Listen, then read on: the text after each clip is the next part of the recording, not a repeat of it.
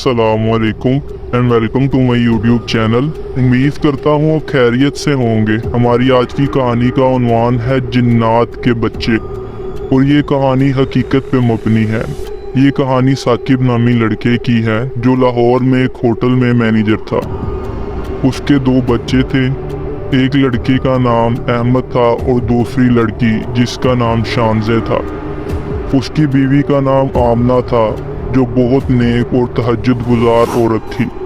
एक दिन साकिब को होटल से कॉल आई कि उसका ट्रांसफ़र मरी में हो गया है और उन्हें 2 दिन में वहां शिफ्ट होना है। साकिब ने ये खुशखबरी अपनी बीवी को सुनाई और अगले दिन वो मरी के लिए रवाना हो गए। मरी पहुंचकर वो उस घर में चले गए जो होटल वालों ने साकिब को रिहाइश के लिए दिया था। वो बहुत खुश थे। सर्दियों का मौसम और मरी की सर्द रातें उन्हें ये जगह भा गई थी। उन्हें यहाँ शिफ्ट हुए 2 हफ्ते गुजर चुके थे और वो बहुत खुशी से यहाँ रह रहे थे कि एक दिन रात को सब खाना खा रहे थे कि दरवाजे पे दस्तक हुई। साकिब बहुत हैरान हुआ कि इस वक्त कौन आ गया है। साकिब ने दरवाज़ा खोल के देखा तो सामने 2 छोटे बच्चे थे जिनकी उम्र 10 साल की होगी। बाहर शदीद बर्फबारी हो रही थी और मौसम इंतहाई सर्द था। साकिब ने बच्चों से पूछा कि वो बाहर क्या कर रहे हैं, जिस पर बच्चों ने कहा कि हम अपनी फैमिली के साथ मरी आए हैं लेकिन हमारी कार ख़राब हो गई है, और सड़क पे अपनी कार और वालिद की तरफ इशारा करते हुए कहा कि वो हमारे वालिद हैं। हमें बहुत सर्दी लग रही थी जिस वजह से हम आपके घर आ गए। साकिब ने उन्हें अंदर बैठा दिया और अपनी बीवी से कहा कि बच्चों को कुछ खिला दो और इन्हें हीटर के पास बिठा दो। साकिब की बीवी को कुछ गलत लग रहा था, जैसे कुछ होने वाला। उसने साकिब से कहा कि आजकल के हालात ऐसे नहीं हैं कि किसी को भी घर में दाखिल होने दिया जाए, जिस पर साकिब ने कहा वो छोटे मासूम बच्चे हैं, उनसे भला हमें क्या ख़तरा होगा। और ये कहता हुआ घर से बाहर चला गया कि मैं ज़रा इनके वालिद से मिलकर आता हूँ, शायद उन्हें किसी किस्म की मदद की ज़रूरत हो। इस दौरान आमना ने उन दोनों बच्चों को अपने बच्चों के कमरे में बिठा दिया और दूध पीने के लिए दिया। वो दोनों बच्चे गर्म दूध एक ही सांस में पी गए, जो एक इंसान के लिए पीना नामुमकिन बात है। ये देखकर आमना बहुत डर गई और फ़ौरन साकिब को फ़ोन किया, लेकिन मौसम की ख़राबी की वजह से सिग्नल नहीं आ रहे थे। कुछ देर बाद साकिब आया और बताया कि बाहर तो कोई गाड़ी नहीं है और ना ही वो शख्स मिला है जिसने इन बच्चों को ये कहकर मेरे पास भेजा है कि मैं इनका वालिद हूँ। इस पर आमना मज़ीद डर गई और साकिब को वो दूध वाली बात बताई, जिस पर साकिब भी बहुत हैरान हुआ, लेकिन उसने इस बात को अहमियत ना देते हुए नज़रअंदाज कर दिया और साकिब बच्चों के वालिद के आने का इंतज़ार करने लगा और सोच रहा था शायद वो किसी मैकेनिक के पास चला गया हो, कार सही करवा कर आ जाएगा और बच्चों को लेकर चला जाएगा। और इसी दौरान आमना इबादत में मसरूफ़ हो गई और इशा की नमाज पढ़ के उसने कुरान की तलावत शुरू कर दी। लेकिन जब वो तलावत कर रही थी तो उसने महसूस किया कि उसके कांधे भारी हो रहे हैं और सख्त बेचैनी हो रही है। वो डर गई और उसके दिल में अजीब ख्यालात आने लगे, जैसे कुछ होने वाला है, अल्लाह खैर करे। खैर, उसने तलावत मुकम्मल की और साकिब के पास चले गई। अब रात को 11 बज चुके थे। साकिब ने कहा कि आज बच्चों को यही रहने देते हैं, शायद सुबह इनके वालिद आएँ और इन्हें ले जाएं, नहीं तो वो इन्हें सुबह पुलिस स्टेशन ले जाएगा जहां इनके वालिद को ढूंढने में आसानी होगी और बच्चों को उनके वालिद से मिला दिया जाएगा। रात को जब आमना तहज्जुद के लिए उठी तो उसने तहज्जुद की नमाज अदा की और सूरह बकरा की ऊंची आवाज़ से तिलावत शुरू कर दी, जो उसका रोज़ का मामूल था। लेकिन आज जब वो ऊंची आवाज़ से तिलावत कर रही थी तो उसको बहुत बेचैनी हो रही थी। उसके कांधे शदीद भारी हो रहे थे। उसे महसूस हो रहा था कि इस घर में कुछ बहुत बुरा होने वाला है। उसने तिलावत बहुत मुश्किल से मुकम्मल की और जब बच्चों के कमरे में गई तो देखा वो दोनों बच्चे कमरे में नहीं हैं और अहमद और शानज़े ठंडे फर्श पर ऐसे ही लेटे हुए हैं। ये देखकर वो बहुत हैरान हुई कि बच्चे कहाँ चले गए हैं और अहमद और शानजे ऐसे ज़मीन पे क्यों सो रहे हैं, हालांकि वहाँ बेड मौजूद था और कभी शानजे और अहमद ज़मीन पर नहीं सोए थे। इस बात से परेशान आमना साकिब को उठाने गई और सारा माजरा बयान किया, जिस पर साकिब बहुत हैरान हुआ कि वो दोनों बच्चे कहाँ चले गए हैं और अहमद और शानजे ज़मीन पे कैसे लेटे हुए हैं, हालांकि पहले कभी ऐसा नहीं हुआ था। साकिब उठा और नमाज पढ़ने के लिए वज़ू किया और मस्जिद की तरफ चल पड़ा और ये भी सोच रहा था कि बाहर जाता हुआ ये भी देख लूँगा कि बच्चे कहीं बाहर तो नहीं हैं। लेकिन जब वो वापस आया तो आमना ने पूछा कि बच्चों का कुछ पता चला, तो साकिब ने ना में सर हिलाते हुए कहा कि नहीं, मैं सब जगह देख आया हूँ लेकिन मुझे कहीं भी बच्चों का कोई नामो निशान नज़र नहीं आया। जिस पर वो दोनों बहुत परेशान हो गए।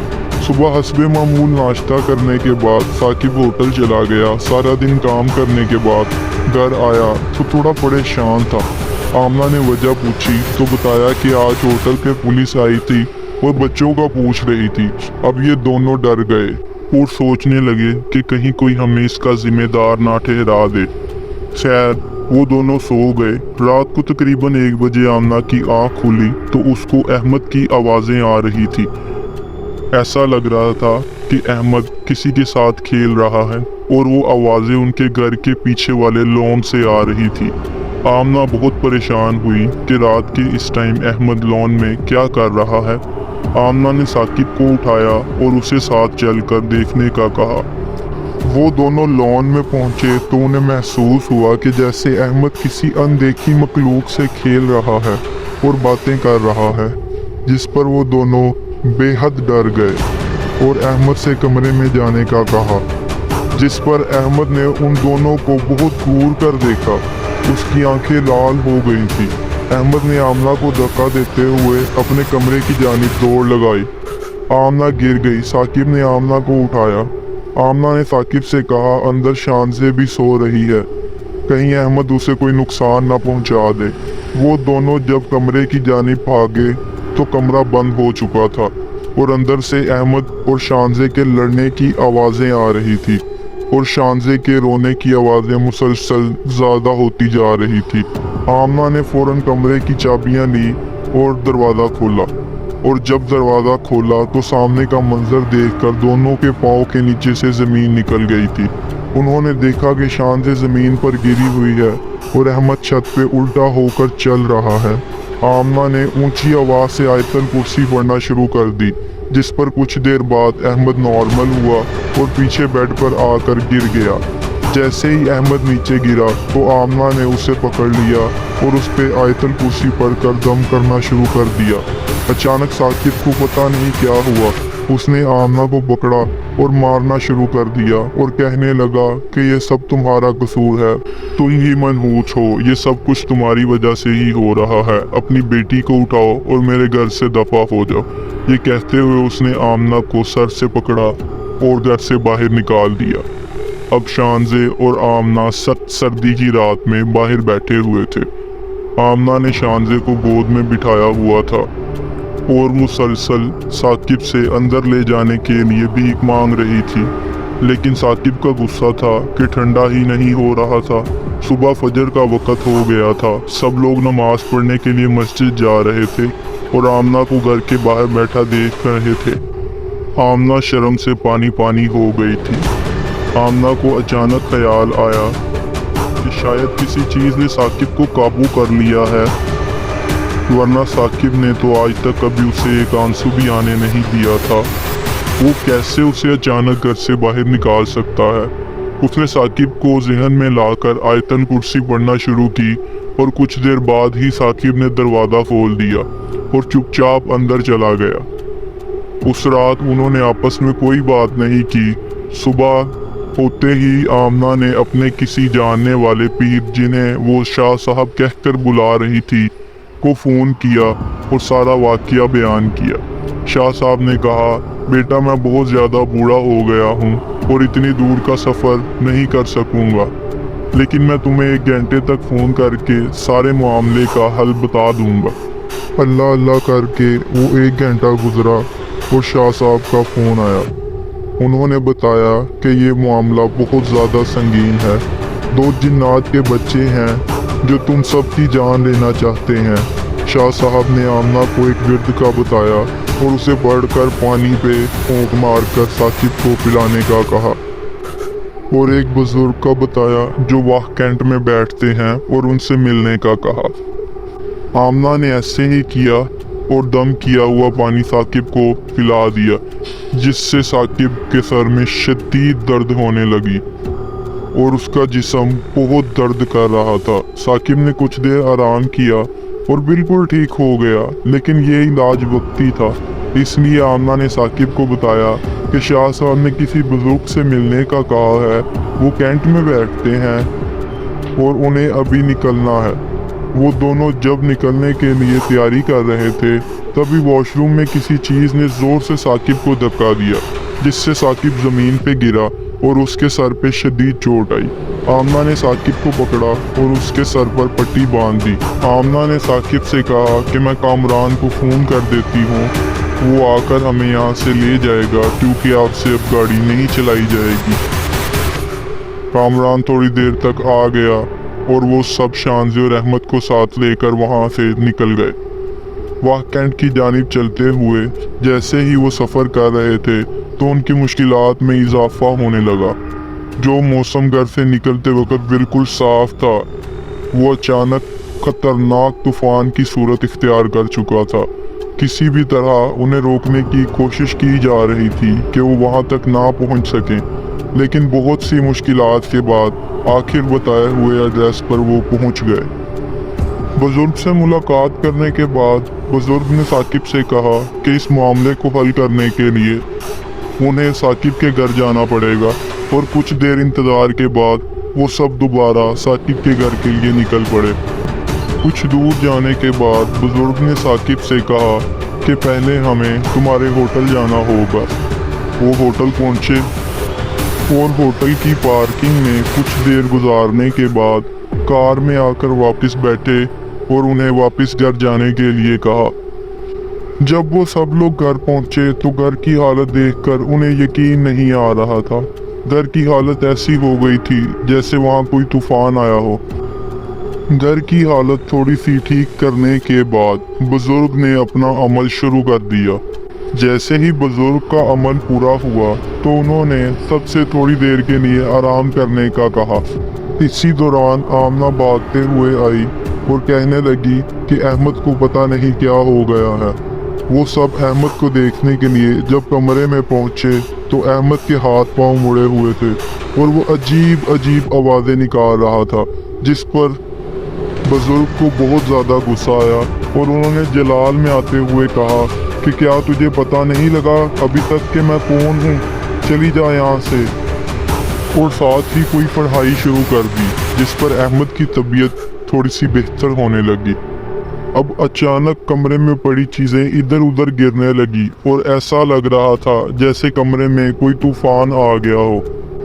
इसी दौरान कमरे में एक बहुत अजीब खौफनाक चुड़ैल जाहिर हुई, जिसका आधा जिस्म जला हुआ था और वो बार बार सबको मार देने का कह रही थी। जिस पर बुजुर्ग ने उससे मारने की वजह पूछी तो उसने बताया कि होटल में रश होने की वजह से इन्हें पार्किंग की ज़रूरत पड़ रही थी, तो इन्होंने मज़ीद पार्किंग को बढ़ाने के लिए पार्किंग में मौजूद एक दरख्त को काटा है, जिस पर उसका सारा ख़ानदान आबाद था। दरख्त मुकम्मल तौर पर नहीं कटा था, जिसकी वजह से मैं दोबारा उसमें रिहाइश पजीर हो गई। जब इसने देखा कि दरख्त मुकम्मल तौर पर नहीं कटा है तो इसने चौकीदार को बुलाकर उसको आग लगवा दी, और जब इसने आग लगवाई तो मैं दरख्त पे मौजूद नहीं थी, लेकिन मेरे बच्चे उस दरख्त पे मौजूद थे जो वहाँ जल गए। जब मैं वहाँ पहुँची तो उनको बचाने के लिए आगे बढ़ी तो मेरा भी आधा जिस्म उस आग में झुलस कर जल चुका था, जिस पर मुझे बहुत ज़्यादा गुस्सा आया और मैं इसके ख़ानदान को ख़त्म करने के लिए हर हद तक जाने के लिए मजबूर हो चुकी थी। इसीलिए मैंने उन 2 बच्चों को इसके घर भेजा ताकि मैं इसके बच्चों पर कब्ज़ा कर सकूं। اور جب میں نے احمد کو اپنے قابو میں کر لیا تو میں نے ان دونوں بچوں کو بھی مار دیا۔ کیا آپ جانتے ہیں کہ وہ کس کے بچے تھے؟ وہ بچے اسی چونکی دار کے تھے جس نے درخت پر آگ لگائی تھی۔ یہ سنتے ہی وہ بزرگ بہت زیادہ طیش میں آ گئے اور انہوں نے اپنی روحانی علم کے ذریعے اس چڑیل کو ادھر ہی بسم کر دیا۔ وہ چڑیل چیختی چلاتی آگ میں جلتی ہوئی ادھر ہی ختم ہو گئی۔ تو کیسی لگی آپ کو یہ ہماری کہانی؟ اگر اچھی لگی ہے تو کمنٹ میں ضرور بتائیں، ہماری ویڈیو کو لائک کریں، چینل کو سبسکرائب کریں تاکہ مزید آنے والی ایسی ہارر اور خوفناک سٹوریز آپ سنتے رہیں۔